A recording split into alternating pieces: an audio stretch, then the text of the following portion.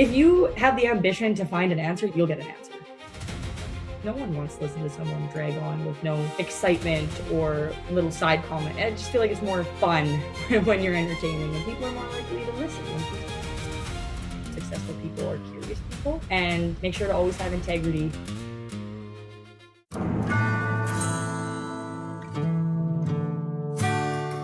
Every farmer I know has somebody they call. It might be their agronomist, it could be their retailer, it could be the fellow at the coffee shop. But the story we tell about that is a farmer who doesn't know what he's doing while he hires somebody to do it. Well, that story is wrong, and my guest today is going to tell you why. Jaeda Hoppe, I'm trying to get her German descent name right. Hoppe. You're gonna have to correct me on my dialect there, but she's German, a lady after my own heart. She runs Hoppe Agronomy out of Biggar, Saskatchewan. I butchered that. Forgive me. She went out on her own when she was 24 years old. Every single customer she was working with came with her. Every one. There were 5 of them. She's 28 now, and she still got the same 5. And I'm always fascinated by people in the business that share their advice as a value in this industry. I just have a thing for agronomists. I think they're amazing.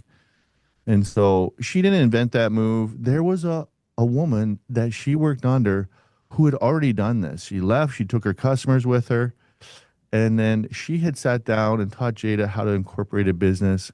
So Jaeda has made a promise, and I believe she's fulfilling it on the show here today, folks. Any young person who wants to go out on their own, she'll tell them anything they want to know. And I believe that's why Jaeda wanted to come on the show today, to inspire others, because somebody did that for her. And what she believes, near as I can tell, farmers are not confused. They're busy. The job is time, not intelligence. And scared 24-year-olds are worth defending because she was one. And people learn better when they're entertained, so be funny on purpose. She's got a little bit of a comedian thing going on here. Here's what I want to know. What did it actually feel like at 24 when the first customer said they were going with her? What she thinks a farmer is really buying when they hire her. And what it takes to build something on your own name in a business where everybody knows everybody, let's face it. Jaeda, welcome to the Growing the Future podcast. Thank you. Well, I love talking to agronomists, and we had a good old chat. Actually, the way that we got connected was you left a little bit of a message on the old social media machine there. But let's start with the woman who trained you, who mentored you. Let's start with that story. Okay. Yeah. So I worked at an ag retail as a summer student under another agronomist. And I pretty much off the start learned everything that I know from her, being super patient and actually spending a lot of time on me as a summer student, which maybe isn't every summer student's experience, but I was really thankful for that. And then when I actually graduated from university, she had quit and gone off on her own. And because she was a really good agronomist, all of her customers followed her. And so when I started my job at that retail, I didn't have any customers. What kind of courage does it take at 24 to go out on your own and to give people advice? And obviously, a lot of these customers are twice your age. I think off the start, it took a little bit of not really understanding the complexity of what I was doing. You know what I mean? Like looking back at that now, I feel like an older me finds it more brave than a younger me did. Just a little bit of ignorance to how big of a deal it was, I think is part of it. And also, one thing that I've always had my entire life, and I know that that was picked up on by my farmers because they've told me, is just a personality that wants to learn and has integrity. And I think that it doesn't matter how old you are, traits like that can show through. And I think what my growers saw was more potential than necessarily a perfectly polished agronomist because I was only 24 years old. That's a great answer. And I imagine they saw your potential, and having them believe in you probably helped make the leap. Give us a little bit of context about who you are, your background. We were talking about your German ancestry. You can start there if you like. A long time ago, my grandpa rode a boat. No, I I am a town kid. I did not grow up on a farm. Obviously, my I come from a farming background in the sense that yeah, my ancestors are German farmers who came over. But I grew up in town, and I actually started out in biology. That is what I wanted to do. That's what I was in when I originally went to university. But I ended up working as a summer student in agriculture and kind of falling in love with agriculture. So I actually have an agricultural biology degree because that was the easier transition. So yeah, that's how I started out. Are you using biology in agriculture? Of course we are. Tell me more about that. Well, and I guess the number one thing that I learned, and I didn't realize how important it was going to be, but in biology, there's always rules in biology that then there's always exceptions for. And I find that to be a really obvious thing that I see now when you're dealing with predictions of disease or pest or whatever it is. There's like that level of prediction you can get from understanding biology. And then there's also this unpredictableness that comes with chemistry, biology, physics all coming together, and things don't actually ever go necessarily exactly how you think they will. For example, there's very high sclerotinia predictions this year. And I know fields that weren't sprayed that are full of it. And I know fields that weren't sprayed that are not full of it. And it would have been, just a little bit of conditions or whatever it was that caused that. But the book would tell you this, but then in practice, it actually went differently. So I feel like that was really beat into me in my biology part of my schooling. Wow, you got beat up in biology. Do you want to talk about that? Was there bullet beating up in biology is a real problem in society For today. sure. Oh yeah, Yeah. the bio Bullying. PhD kids, those are the real tough guys you got to watch out The for. biology bullies are for real, but it is a little bit of a religion out there. And you're like, it's such an interesting thing to consider your perspective. 4 years in the industry at 28, and maybe you didn't really come from a time when biology wasn't part of the lexicon or something that everybody was thinking about in agriculture. Um, I I actually feel like it's just like maybe the hot topics have changed. It's always kind of been something. I would almost say that the industry either uses it in a really good way or a really bad way. Like it's easy to fear monger using biology terms, um, disease, pests, whatever it is, whatever's coming down the pipe, environmental conditions, whatever it is, to kind of scare people. I think that that's always been a big part of the industry. And I guess more now would be like biological products and that kind of stuff has now actually been more, I don't know, the biology focus. It always has seemed sciencey to me, all of it, but yeah, I guess just There's some science, but there's some what would you say? I guess philosophy around it. Where are you on the spectrum from conventional and organic and regenerative, if those are terms? Where would you describe your practice and your philosophy? I mean, I deal with conventional farmers and I see the value in it for several reasons, including just production itself.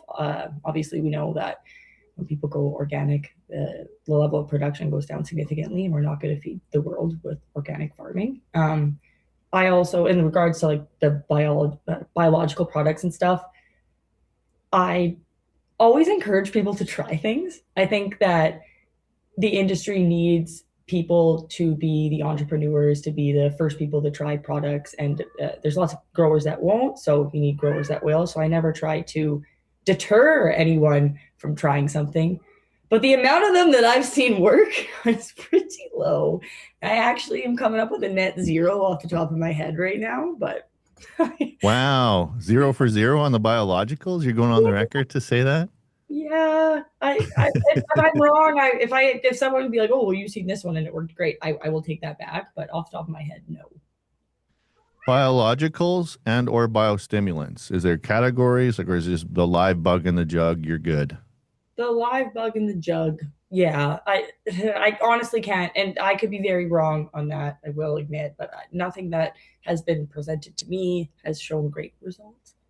Interesting. Well, isn't a big part of your role to advise producers on company ABC has product XYZ and it's going to change my life in this one, two, three magical kind of way? Um, That's what I thought my job was going to be a lot of when I started. And when I was a summer student, there was lots of talks of like, which product are we missing? Is it, are we not adding enough copper or whatever it is, or like some little like secret micronutrient that people are all missing that's going to get the extra couple bushels, and that's what we've been missing. Like that's what I thought my job was going to be. I was all gung ho about helping farmers get the few bushels they didn't even know existed.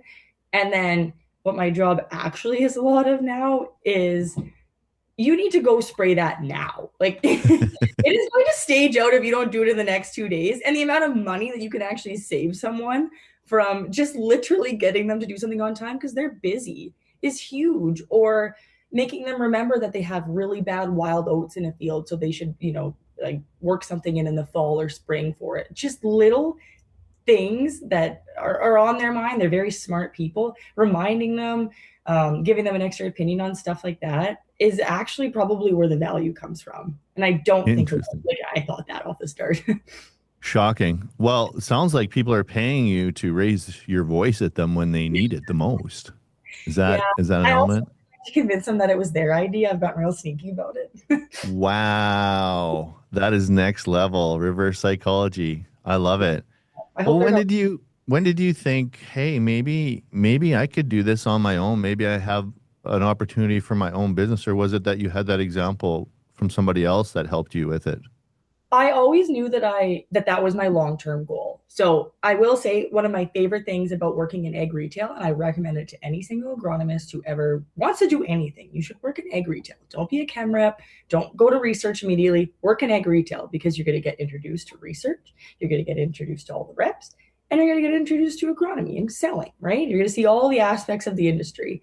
So from doing that, it became very obvious to me which avenue I wanted to go down, and that was to be an agronomist working by myself, independently of sales, anything, just me.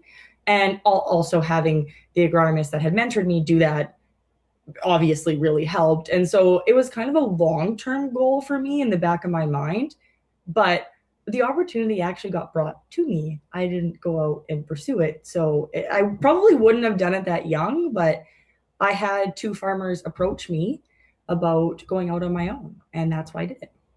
That's amazing. So why did they approach you to go out on your own? So I was working at a retail and then I quit and I went to another retail, even though again my long-term goal was a retail agronomy, but I wanted out of where I was. And so when I left, I moved towns technically. And so those farmers that I had worked with for 2 years now weren't my customers anymore. I went somewhere else. So they spent a year without an agronomist.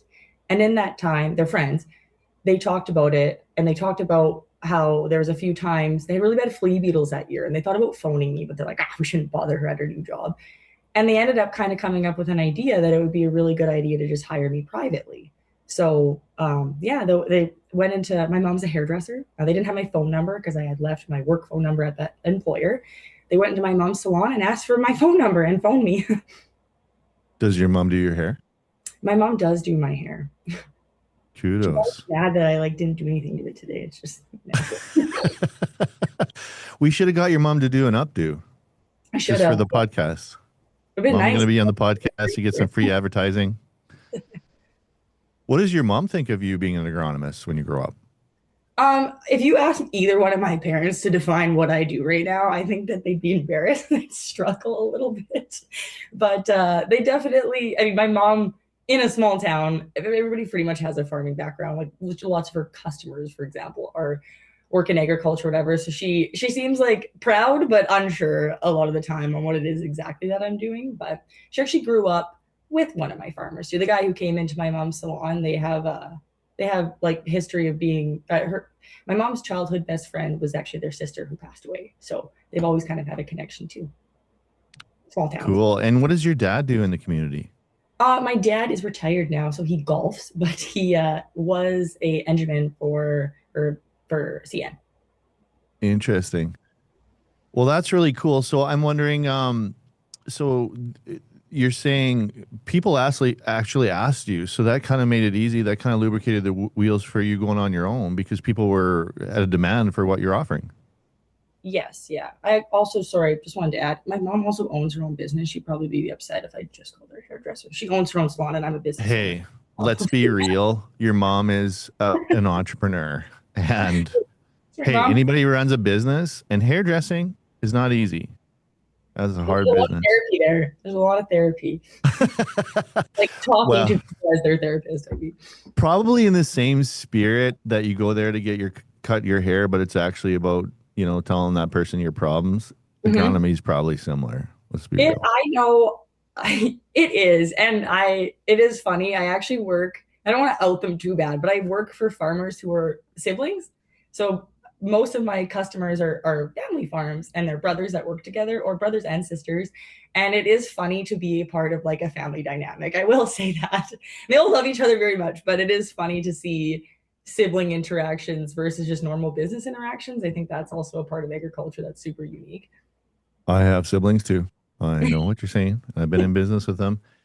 Is that then something that you can recognize with a little bit of hindsight at 28, looking back with 2020 hindsight? I say I chuckle because 28 to 24, I'm 50, so I mean, you're only going to get wiser. But looking back, I mean, listening skills has to be a huge part of it. It is definitely. And even between customers that I have, again, it's quite like intimate. You're very involved in their life and their finances and everything that they do, and you understand a lot about these people, but they're all different. So each of my customers, I have come to realize like a communication form that's different. Maybe they prioritize different things. Like I have in my head what I see that I think is most important, but so does brother one, and so does brother two, maybe even sister three, depending on the farm. And like they're going to have what is priority to them. I'm going to have what's priority to me, and kind of finding a middle ground of when whose point is most important, or who's, because maybe they have things that are forefront on their mind that I should be looking at. But sometimes I'm right, and it also needs to be this thing that I saw. You know what I mean? So it's very it's a skill, I think, to kind of communicate, and then obviously it's different from different farms who also have different issues. So my job is a lot of communication skills. Good for you. Um, I wanted to ask you, um, oh, I had a really big question for you that was really amazing. I lost my train of thought. But what I really wanted to know was, this transition. What does the first year on your own? No, sorry. What I wanted to start with was with the ag retail. So going back to the ag retail, you gave some really good context. You gave the recommendation working at the ag retail is wonderful. You'd recommend it to anybody versus, some other opportunities coming out of university. If a young person was listening now, what are the tips and tricks you would give them for navigating that scene? Because it's intense. You got Yeah. politics, you got clients, you got the boss, you got, crops, manufacturers. What's your advice? My advice would be, first of all, you might not love it. It's when you work in ag retail as an agronomist, you kind of become a jack of all trades because you can do the agronomy. You have, the schooling, the backing, whatever, your PA or ag. You can do the you can drive the forklift. I mean, you're still capable of doing the yard work. And you're the one who can soil test. You're the one who people want to talk to when they phone about agronomy. And you can kind of become a little bit overwhelmed, I think, with just how many people can rely on you, because there's jobs that only you can do. But then there's also jobs that you can do that everybody else can do. So you end up, I think, really busy, and maybe in some scenarios, not all, maybe a little bit taken advantage of for that reason. And I'm not just speaking that about my own experience. I feel like that can be quite a universal experience. But I'm still saying do it, because that is how you're going to learn, and you're going to appreciate a job that you have maybe in this next steps. Realistically, a lot of people don't stay as retail agronomists. That's not usually an end goal for someone. You want to move into sales, you want to do research, you want to be an independent, whatever. And I do think it's important to appreciate being there first. Why is being a retail agronomist not an end goal for And most? yeah, I was gonna say, I can only speak to my personal experience, and I think one would honestly just simply be pay. I think that a lot of people who move into sales positions get paid more money. You're making the company more money. You're selling things. Or if you're passionate about research, you don't get to be as passionate about one thing. I think would be maybe the nice way to put it. You don't get to focus on what you're most passionate about. Most people aren't most passionate about four things. It would be one thing within the industry that you really connect with. And I think that that's probably where the issue is a little bit. It feels like a starter position to me. And I think a lot of people feel that way when they're there. So does being a good retail agronomist automatically translate to being a good solo agronomy expert for farmers, or is there a lot of skill gaps there that you still need to have? I think most people who are doing agronomy because they enjoy agronomy have the potential to be a good agronomist. I don't think that if you're there for if you like making sales, maybe not. I think that if you enjoy the sales aspect of it more, probably wouldn't, and you probably wouldn't want to become an independent agronomist. But people who genuinely love agronomy, they feel passionate about being ethical agronomists, making decisions not because they're salesmen. I think every single one of those people has the potential to be a good independent agronomist. And I'm never going to knock someone for being a retail agronomist, especially if they enjoy it. I just don't think a lot of people end up feeling like it's their end goal. Why is sales an evil word for agronomists? I'm too jaded, maybe. I I think, and I think most people think, it's really hard when there's a margin behind something to be completely objective. And maybe you, as an actual individual, again, I was a retail agronomist. I'm never going to say something poor about somebody working in retail. But when a company brings in certain products because they have a higher margin, or they're promoting that if you sell this product you're going to get said bonus or whatever, it's really hard to remain as focused on just making the best possible recommendation, especially if they're not even bringing in the products that, you know what I mean, some retails don't bring. Like, I worked at two, so I know that each of those retails actually brought in different products that they both said were the best, and they both didn't sell the same thing. So I remembered finding that kind of a little bit eye-opening, that maybe what I thought was the best was a little biased already, because that's what the company that I worked for brought in. Those are the products that I was familiar with. Are you saying retails are not necessarily 110% objective, Jada? Is this what we're talking about? I think that it's harder to be. Yeah. I think I don't think it's impossible. Again, I really do feel like agronomists are on average really ethical people who do want to do things for the science, but I think it is harder to remain objective when you're selling things. I do. It's a balance. It's Mm-hmm. got to be a balance for everybody. What do you think is the biggest thing that modern retail, agricultural input retail today is missing? Oh, that's a good question. I would say it's so dependent, because I mean, and I only worked at egg retails that were independents, and I have no idea what it's like to work at a Nutrien or a co-op, or one of the big dogs. So I can't really speak to that. But in an independent retail sense, what I found to be missing, oh, I want to be so careful. Um, You can say what you believe, but you can be kind. I think maybe respect for new agronomists coming out of school, respect and patience. Obviously, you're not going to know everything. I didn't know it. You know what I mean? I think a little bit of kindness and patience towards agronomists in the office would go a long way for retaining your employees. Yeah. Okay. That's good. That's an interesting answer. I appreciate your honesty. What do you think?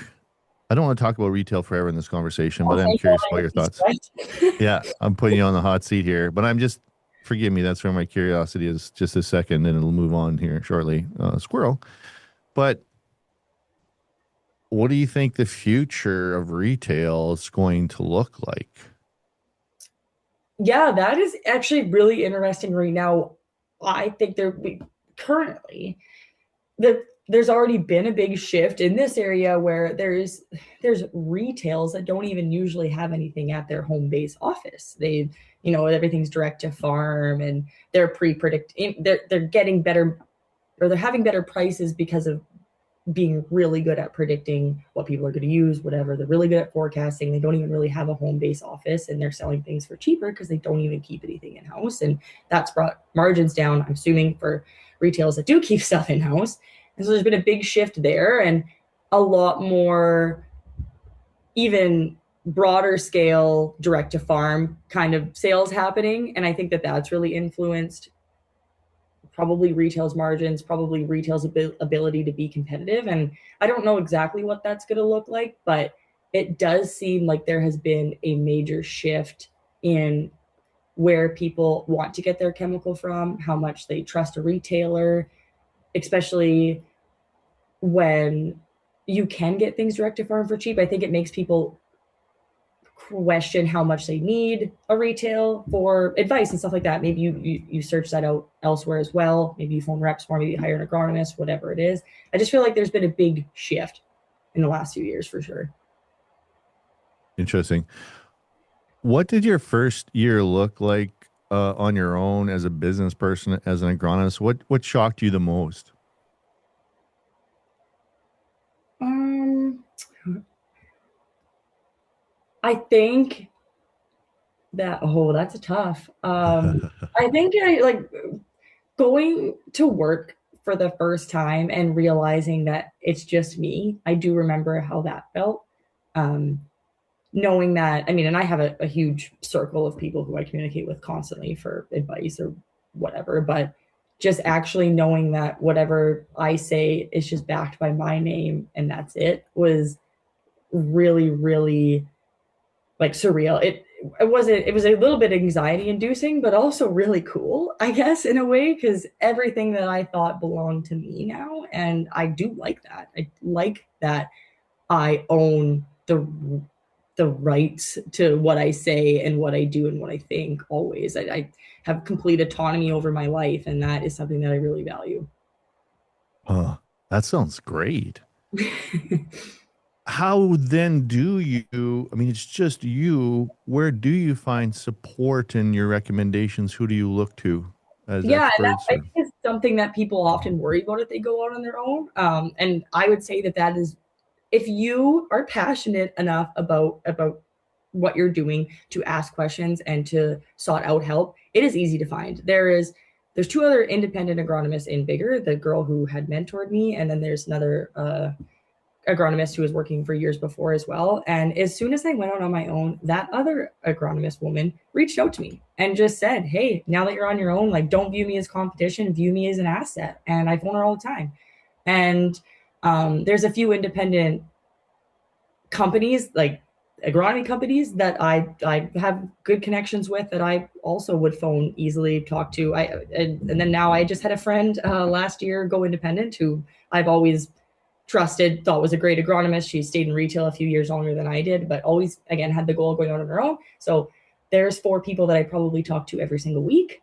And then I'm also in it's called ICAN. It's an independent agronomist group basically that was designed for this exact reason to kind of create a network with other independents who need support or maybe have questions. So I've never lacked a community, and I that was one thing that I was worried about or kind of had said to me, oh, it might be a struggle to not have that sense of a group. Like obviously in a retail, usually you kind of have your team, but I've never really felt like there hasn't been someone I can go to. And I have probably better relationships with chem reps now than I did before. So, and I mean, I've even contacted people at the university for help or SAS pulse growers or whatever. If you have the ambition to find an answer, you'll get an answer. I love it. That's really inspiring. But it's not just that you're an agronomist, you're a business person too. What parts of the business do you love, and what parts of the business would you throw in a garbage bin and never see again if you could? Ooh, all the receipts in my truck for fuel. I would throw those in the garbage, but apparently you need to hold Touche. on to those for like 7 years, so you better not do that. That scared me. Very confusing. CRA is listening, so be careful. The CRA, yeah, I'm doing everything right. Just you just back right up. My books are perfect. You know what? And in a job where I'm someone else's tax write-off, my books are perfect. You can really have a choice. So CRA again, I'm your number one fan. Anyways, You're not uh, going to prison anytime soon for CRA. You're good. You're free and clear. yeah, I'm not an office person. I'm not so that sort of like background stuff like obviously, I mean, who is a tax person who likes taxes? I mean, that's an easy answer They to are out. I think say. accountants, maybe accountants. I don't know. Part, yeah. My accountant, he's very lovely though. Um, so yeah, I guess learning about that side of things, getting insurance, all that stuff was obviously completely foreign to me. But I will say that when you run an agronomy business, you're not doing a whole lot of invoicing or anything. It's you don't have. I always compare to a coffee shop. I always think, man, oh man, would I not want to own a coffee shop because you're bringing in lots of stuff to make your cup of coffee that's worth basically no more money than the products that you just bought to pay for it, and you're constantly. I mean, your receipts all day long. There's like so much exchange of money and product and stuff like that, and I think that would be so confusing and difficult. Even in egg retail, use that as an example. There's so much more going on in the background that involves a lot of organization where I'm pretty lucky and fortunate that my business doesn't have a whole lot of transactions. It's, I have 5, 6 customers. That's who I deal with. And, you invoice them a couple times a year. It fuel for my truck. It's pretty simple. I do love the idea of an agronomy coffee shop, though, like in real life, like corner gas. I mean, knowing how much farmers love to gossip, I actually bet it would That'd go be huge. really good. And with your order, bacon and eggs today, yes, you should spray that fungicide. Yeah. And you should do your Liberty in the daytime. Thank you. Nice sunny weather. Thank you. Just slip it onto their receipt. Yeah. Did you See spray this your guy? Liberty today? Yeah, you should go. You should go out, get out there, get ready, get the trailer out there. This is a great premise for a sitcom. An agronomy sitcom. The premise is like Seinfeld, but it's in an agronomy coffee shop. Mm. Saskatchewan farmers. I do think we need more representation of Saskatchewan in media. We're kind of forgotten about. Tell me that. Tell me more about that. Well, I just how many TV shows that do you know? I mean, obviously there's Corner Gas, but beyond Corner Gas, Hmm. now where's a modern day TV show shot in Saskatchewan? The only thing I can think of in a heterosexual way is Quick Dick McDick. Um, Yeah. but well, you've got this comedy going. Tell me why the comedy angle. What's the angle that you're going to be funny? I think there's a few things. One is just how I am. It is how I have always been super sarcastic. And it is very much so integrated in my individual relationships with my customers. For example, one of them was on holidays for 3 weeks. They just got home. They texted me. They said, "If you need to phone me, I'm back." And I'm like, that was the best 3 week vacation of my life. What I said. That's just, and he said the feelings mutual. So that's just like my dynamic with people. And it is important. I think that my relationship with my customers has really evolved around us having a good relationship like that, being able to banter and somewhat of a friendship in a way. And I think it actually probably for me originally comes from being just like a tad bit insecure. I think that sarcasm is a really good way to hide if you ever are feeling insecure or nervous. And it's sort of been a defense mechanism that I've used all my life. And then now it's just sort of ended up being really integrated into my job, my like Facebook page I do for work. I'm very sarcastic and aggressive on there, I think, with how I talk about things. And I do find that people listen when they're entertained. It's no one wants to listen to someone drag on with no um, excitement or little side comment. I just feel like it's more fun when you're entertaining, and people are more likely to listen when things are fun. Sincerely, I'm really proud of you for that because in the 80s, when you were insecure, you just got falling down drunk Yeah, no. and forgot what happened and go on with life. But that's a healthy antidote to everything. And so I wanted to ask you, there must be difficult conversations, and some folks are coachable and not coachable, and shit can go sideways, especially in farming. How do you Mhm. deal with those? It sounds like you deal with it as humor, but Yeah, I guess, and there's situations where you can't maybe necessarily use humor. Um, I try to be really empathetic And I think that that has been a great tool as well, because I mean, you might phone a farmer and they might have just had a hired man wreck a $30,000 piece of something or other. And then you get in a conversation with them and they're a little maybe short with you or a little off from how they usually are. And, I used to fall into a bit of having a lot of imposter syndrome when that would happen and wonder, oh, well, did I say something wrong? Am I not articulating myself well enough? Did I miss something? Where now I always try to think, what else could have been going on today? Did you communicate what you needed to tell someone in the way possible that you know? Okay, if you did that, then maybe there's something else going on in their world today. And I mean, in a farmer's world, I have nothing but respect for farmers. The amount of stuff that the average farmer is dealing with every single day, especially in the season, is something that I don't think a lot of people even grasp. And I just have so much respect for farmers and everything they're doing all the time. I don't think I could. So I'm glad to just be in the agronomy department. Leave me there.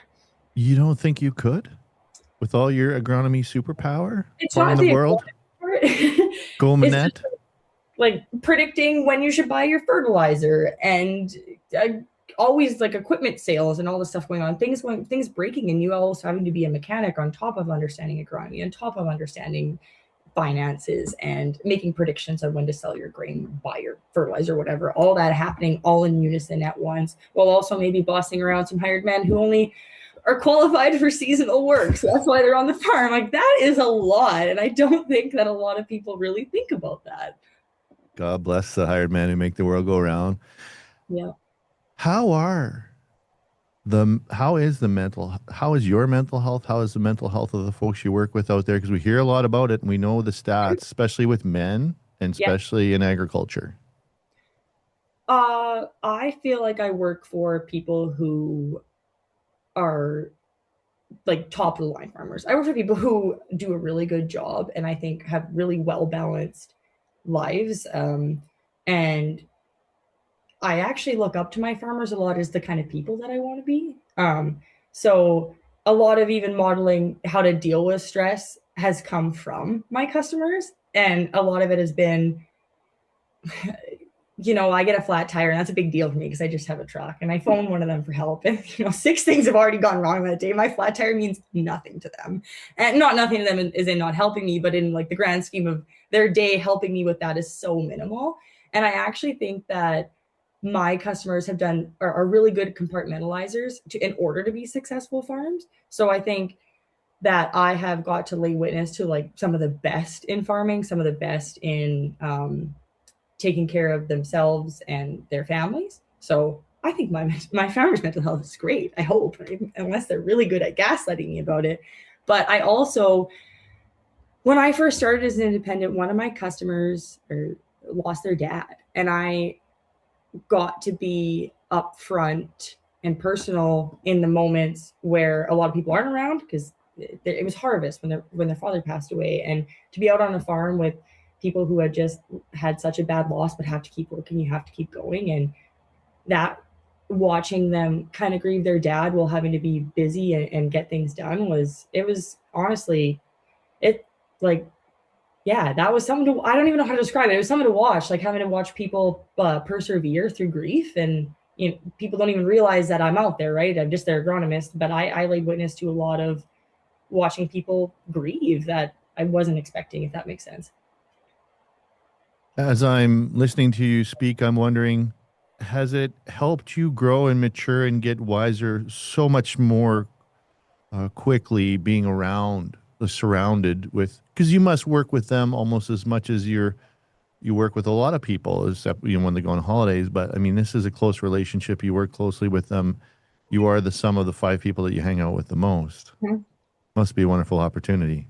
It is, and it is not lost upon me how lucky I am to work with smart business people all the time, and the opportunities I've had to learn. And I, I've said that I phoned my agronomist mentor lots, but even like when I bought a mortgage on my house, I phoned one of my farmers and like, okay, you're an expert at getting a better deal. Like, what's your structure for like me, like pricing around mortgages and or trucks or anything? I mean, they're smart and they're constantly dealing with business. So whenever I have any business questions, I often reach out to them for help. And yeah, I mean, and then also just that perspective shift on how good that I do have it and how lucky I am to be in the situation that I'm in comes from like, yeah, watching it be really stressful to farm. What happens when you give a farmer advice and they don't take it and something goes wrong? Or what happens when they don't take your advice? How do you handle that? Depends how petty I'm feeling that day. Sometimes you'll get a screenshot where I said, you should have done this, and I'll just resend it to you as a screenshot. I'm sure they really appreciate that. The I Normal. told you so method. Yeah, I told you so method is brought out sometimes. Um, but I would say that actually I have farmers who often maybe don't listen to me, and whether it's we've kind of come to this understanding in a lot of scenarios where they still want me to I got into like you can get into a pattern of thinking about their logistics a little bit too much and maybe not giving your most honest opinion because you know someone's not going to do something, and I try to not do that. You would tell someone the most honest thing, like the best thing that they can do, and then you have to kind of meet in the middle, if that makes sense, because I want to give you the most ethical, most honest agronomic advice, but a lot of times logistically maybe you can't do something completely perfectly. So there's a lot of meeting in the middle where what I want and what they want, we have to have some middle ground on, if that makes sense. So often things aren't done exactly the way I want them to. Often it's not even logistically possible, let's say, or yeah, if that makes sense. I thought you were going to say that you rule with an iron fist. I try. Or I try to be, I don't know, I'm telling you, the method of convincing someone it's their idea, that's a good one. I like that one. Kudos. I'm just an opinion, is what I am. And that does not bug me at all. And like, again, I've learned it's tricky because there's a lot of times where I do understand the logistics. So maybe I know you don't want to do something a certain way, but we'll talk about that. But I'll also make sure to tell you what I actually think is best practice. I always try to remind people, well, this would be the best thing that you can do. You should do. If I knew how much time I would spend fighting about water volume, I'm telling you, that's like Big that's the water volume girl. a big water volume girl. That's one of my daily battles, and I will constantly tell people the proper water volume or the proper rain fast or something like that. And whether someone wants to listen to me and risk it or not is totally up to them. And I've learned a lot from watching what people are willing to do or willing to maybe um how do I word that? Where people are like, I guess just where logistics takes over agronomy or economics, right? I mean, you can't be totally ignorant to the other important parts of farming, I guess. But Jada, I can't put more water on. I only have a 2,000 gallon tank on my See, so sprayer. this is the funny thing. That is actually a actual screenshot I have sent. Is I just bought a 1,600 gallon tank. No excuses on the 10 gallons. And every time they don't go at 10, they receive a screenshot of that text message conversation between the two of us. I'm always watching. Don't don't try to get away with anything. It's crazy. I mean, if you only had a spray coop with a 200 gallon tank, but what is the number one skill that you've developed because you went into business as an agronomist that you didn't even know that you needed when you started out? um, Probably that ability to compartmentalize and handle stress and to work on being really empathetic and introspective about what other people are doing and why. I think that that's probably something and it's like translated well into my personal life where I find myself to be, and it might just be an age thing too. You know, they say your brain fully develops when you're like 25 years old or whatever. You start thinking more logically, but I think that empathy is probably one of the number one skills I've gained over the last few years. Sweet, great answer. And what do you think is the number one skill that your farmers need to succeed in these tough conditions? I would say probably that ability to compartmentalize and persevere and not let things get in your head. Because if you're going to let little things stress you out, you're not going to be able to farm. If Yeah, you, tell me just a little bit more. You said compartmentalize quite a bit, and I think it's an interesting word. but it's like a bit of a buzzword, like unless you break it down for me. What do you mean by that? Can you describe it more? Yeah, for sure. I did use that word too much, didn't I? Not um, too much. It's a signal pointing to something, Jada. I want to unpack that. just and whether it's me, whether it's you, whether it's a farmer, your ability to kind of turn off maybe some personal emotions about something and be really objective in a scenario, because especially in farming, when things need to get done, things need to get done. You have a limited amount of time where it makes sense to seed, where it makes sense to spray, where it makes sense to harvest in order to uh, maximize your profit. And no matter what else is going on in your life at those times, you need to be focused and you cannot let little things get to you. And I think something that, again, this is something that I have a lot of respect for farmers for, where I something that I'm not necessarily great at is I do tend to beat myself up if I make a mistake, because I want to be perfect and I want to do everything the best possible. And I think I would let little things like you get to a field and your peas are 8 now and you're like, oh, I really need to spray them. And then you spray them and you kind of maybe smoke your peas a little bit or whatever.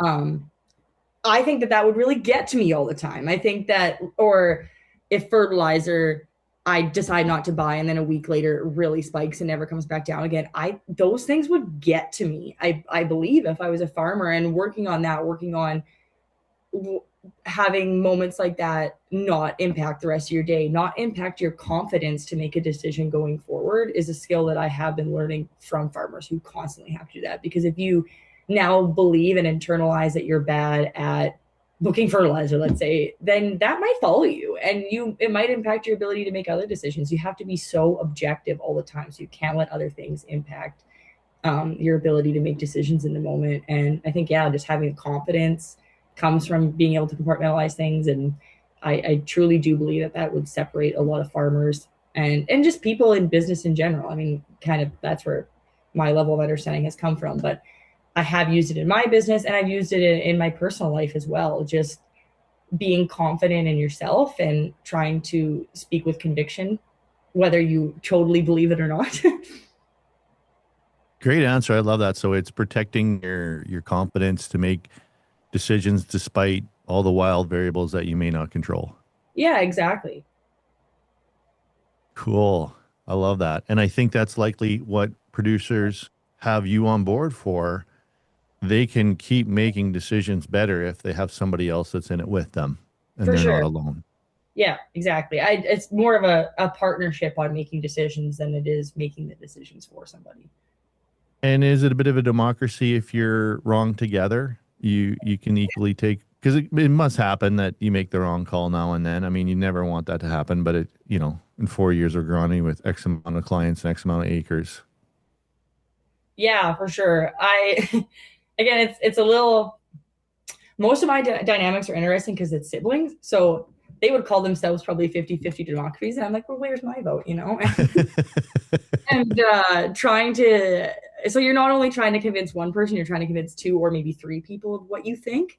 And in those instances, it also offsets the load a little bit, because that's one more person using their brain trying to come up with an answer. And I think that that really helps in those scenarios, because it's not just even me and one other person. But obviously, yeah, I do make the wrong call or miss things. And for the most part, I I think because it's an industry where everyone's doing that all the time. It's like I said, if you go back to booking chem or whatever, the prices adjusting, selling your grain, whatever it is, there's so much margin for error everywhere. There's margin for error even in, what crop you decide to seed first this year. Maybe that made the most sense, or maybe this is a year where that was the opposite of what you should have done. There's so much variability due to weather being a main contender in the job, that I don't think I've ever really had it held over me at all to not be perfectly accurate, because there's just so many variables. You're just trying your best. What do you think is the most important element to get right agronomically for your farms of all the things? I could list them, but you live them. Oh, yeah, that would be in regards to like in the season what I have control of, or I mean, it could honestly I can be. give you some examples. So I'm thinking field planning, scouting, variable rate, timing, rates. I would think timing. Yeah. And do I know the right timing? No, because every year is different, and I don't know when the rain's coming or when the heat's coming or whatever it is.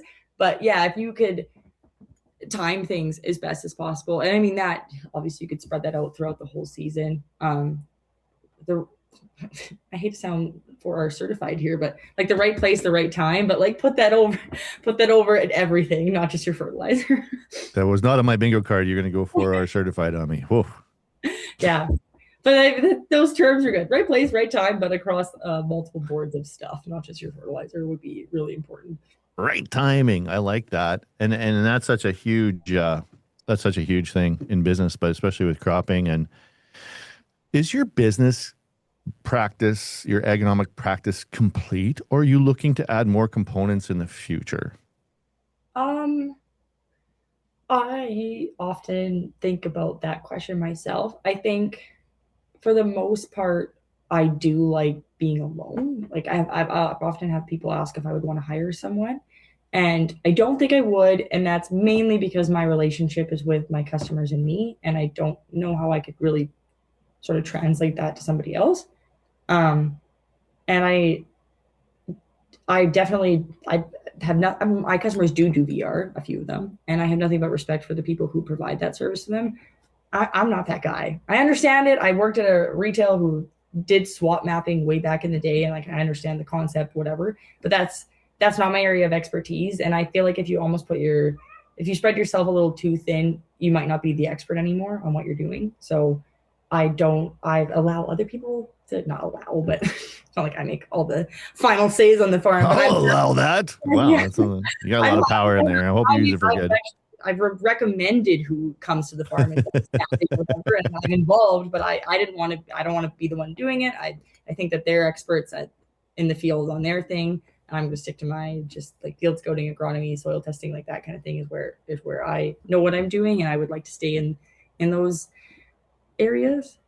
Last year I did. It's not really a. This isn't a crazy thing that I added to my services, but a gap I guess that I noticed was often say my customers go to a retail and pick something up, and then everybody hears they're using this product on this thing or whatever, and it spreads like wildfire because men gossip more than women. You can't change my mind. And I found so the men listen. I'm stunned. I'm speechless.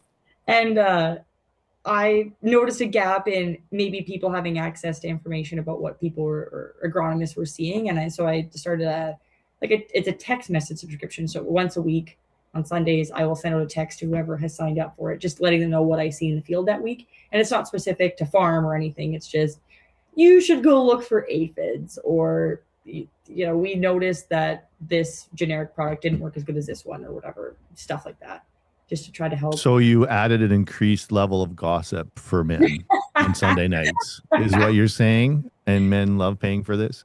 Hell yeah, I did. Yeah, that's I guess what I did. But my idea was more to form relationships with more people in the industry, even though I don't have time to scout for more people. Was kind of my objective. But I do. Imagine if you could like have a real life agronomy coffee shop, how Yeah, fast you could oh my spread God. agronomy gossip to men.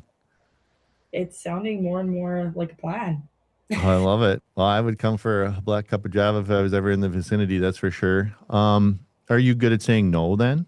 No, You that just said it. You just said it, but not in the right context. Yeah. yeah, that and what's so funny is if I had a friend listening to this right now, they'd be like, "Yeah, you are. Like you are like the boundary queen. You'd say anything to anyone." And in my personal life, I'm really good at boundaries. But in a work setting, it's different. And I think it's like that endless empathy for people and wanting to help people and understand that people have time constraints, don't have time to do the things that I have time for. And I want to help as many people as possible. So I do, in that sense, struggle with saying no. Mm, interesting. Well, I can get that. I can see how you really want to help your customers, and that's likely what makes you super successful. What is it? I mean, it just warms my heart to see so much potential in a young person who cares so much. What is it that you want to achieve your big, wildly hairy, audacious goal?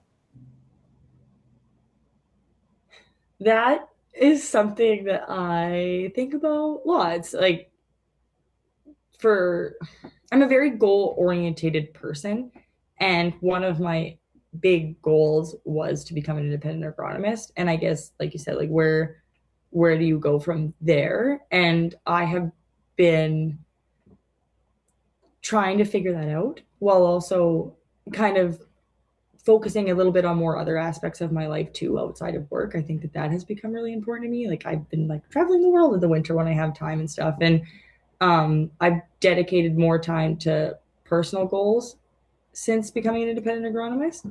And so that has become really important. But like long term work goals in mind, I think there's a piece of me that would like to be involved in education somehow.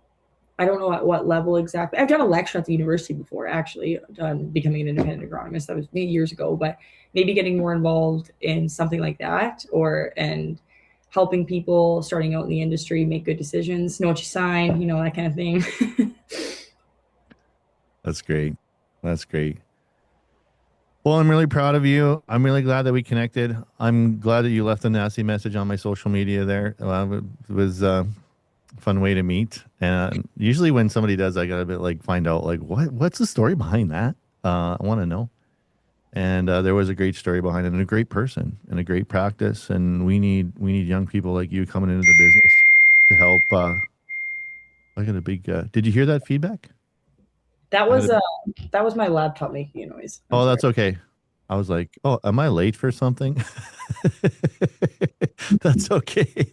I just got a notification, folks. I got to run in for something, but I think that's a really good place to wrap it up. But I would give you the final word, Jada. What would you say to somebody entering the business as a young person in agriculture? I would say that again, I honestly think the best thing that you can do is explore all avenues off the start and find a job where you have access to kind of figuring out your niche, figuring out what aspect of the industry is important to you or where you feel like you could be most passionate about it, and run with it. Whatever you are, be a good one. Just I think it's really important off the start to have the access to a job where you can explore different avenues. I do really honestly feel like that is the best piece of advice that I could give somebody young.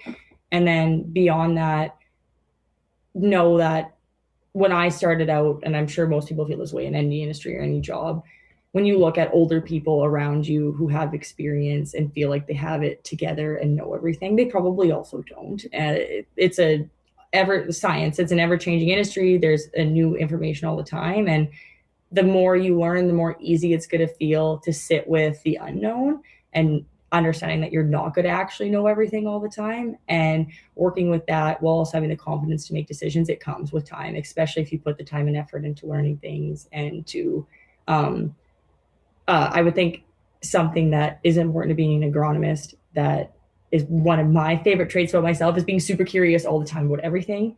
So I would say be curious, spend a lot of time pondering and thinking about things, whether it's about agronomy or other things in life. I think that's a huge skill that's often not talked about when it comes to being successful. As successful people are curious people, and make sure to always have integrity, because it doesn't matter how young you are or when you start out. If you pretend to know something you don't, or if you say something without conviction of actually understanding it, people are going to remember that. Farmers will remember the person who lied to them when they were 22 years old. You need to have integrity at all times, and always operate like someone's watching, in the sense that the industry is really small, and what you say from the time you start to the time you're done is going to matter. That's the code. You got the code. You got the key. Well, I'm really proud of you. I think you're amazing. I'm sure your clients do too, and we need an army of people like you to help farm this beautiful land of ours, Saskatchewan. Where do people find you, Jada? Because you got a little bit of a social media online presence. Yeah, I got a Facebook page that's just called Hoppe Agronomy. That's Hoppe Ltd. And I post information on there. Sometimes I'm just being funny. Sometimes it's good information about what's happening in the area. Kind of a mix of both. I try to keep it a little bit light, but also educational. And then I also have a website just under the same name, which is more just if you ever wanted to contact me, that's the way to go through.